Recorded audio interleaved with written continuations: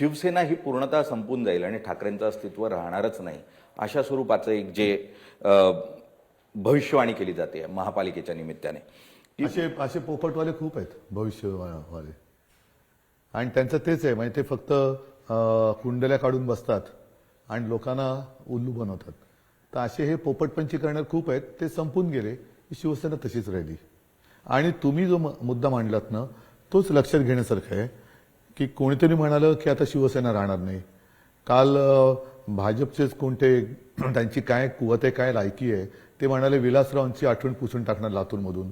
त्या मनरेगातून गांधीजींचं नाव काढलं, सरदार वल्लभभाई पटेलांना चोरलं, नेताजी सुभाषबाबूंना चोरायला निघाले.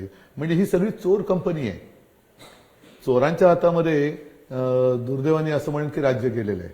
त्याच्यामुळे या चोरांची लायकी काय.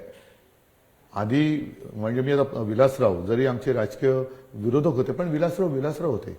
आणि महाराष्ट्राची संस्कृती सुसंस्कृत आहे. तुम्ही तुमची रेषा मोठी करा, दुसरी छोटी कशी करू शकता. आणि पहिलं तुम्हाला रेषा करणं, तुम्ही टिंब तरी आहात का? तुमची पार्श्वभूमी नाही काय, पार्श्व इतिहास ना काय म्हणतात त्याला, ते असलं त्यांना तर तो लोकांसमोर मांडणार आणि विलासरावांचा मांडा.